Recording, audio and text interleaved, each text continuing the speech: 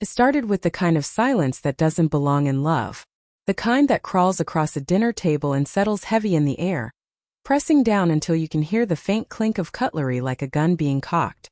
She was sitting across from me, her eyes fixed on the untouched glass of wine in her hand, her lips trembling just slightly. I knew something was coming. I could feel it in my gut before she spoke. "Jason," she whispered, her voice breaking halfway through my name. "There's something I need to tell you." I didn't breathe. The words hung there, thick and alive, filling the space between us. Outside, the streetlights flickered against the window, casting her face in shifting gold and shadow. My pulse drummed in my ears, loud enough that I barely heard her next words. "I slept with him." The air vanished. It was as if someone had yanked every ounce of oxygen from the room, leaving me drowning in nothing. I stared at her, waiting for her to take it back, to say it was a cruel joke or a misunderstanding. But she didn't. She just sat there, hands trembling, eyes wet, her mouth trembling with shame. "With your ex," I finally said, though the answer was already written across her face. She nodded. A hollow sound escaped me. Half laugh, half breath, maybe both. "You mean the same ex who cheated on you? The one you swore you'd never even speak to again?" Her eyes met mine then, full of tears and something else, something that looked like resignation. "It wasn't planned. Just happened. I didn't mean to hurt you." Those words, I didn't mean to, cut deeper than the confession itself. Because meaning or not, she had. My chest felt tight, my skin prickled with heat, my thoughts racing in circles that led nowhere. I pushed back from the table and stood up, the chair legs scraping hard against the floor. "How long?" I asked. "Just once." I let out another bitter laugh. "You don't get to say just before that sentence." She cried then, soft, broken sobs that filled the room like echoes of something dying. I wanted to yell, to throw something, to shatter the plates in the pretense, but I didn't. I just stood there, feeling the weight of every moment we'd shared collapsing inward, crumbling like wet paper. The night dragged on, thick with the smell of her perfume and guilt. I couldn't sleep. Every time I closed my eyes, I saw her with him, her body, her voice, her breath. The thought burned, carving its way through me like fire. By morning I had made a decision.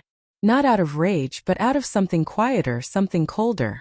I sat at the kitchen counter, opened my laptop, and typed the words invoice for emotional damages.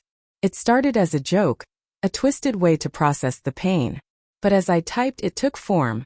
An itemized list of everything I had given her, everything I had poured into our relationship. Rent, vacations, gifts, dinners, the car I helped her buy, the weekends I canceled work for her family gatherings, the emotional labor of forgiveness for every small lie she told before this one. Line by line, it grew into something brutal and strangely therapeutic. By the time I was done, the total came to $90,000.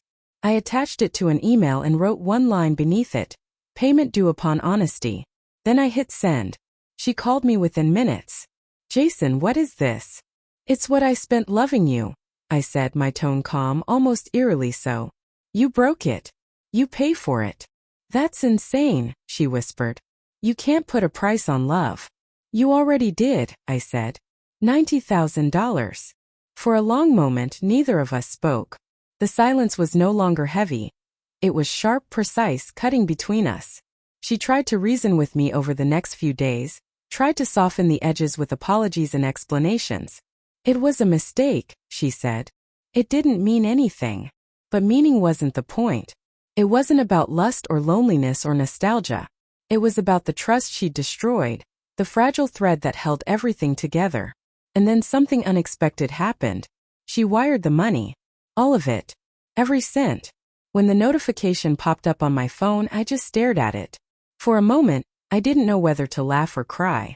The number stared back at me, surreal and cold. She'd paid me. She had actually paid. That night, she came to the apartment to talk. She looked exhausted, hollow, her makeup smudged, her voice trembling. "I thought maybe if I did it, it would make things right," she said. "Like I could buy back what I broke." I studied her. This woman I once thought I'd grow old with. "And did it?" I asked quietly. She shook her head. "No.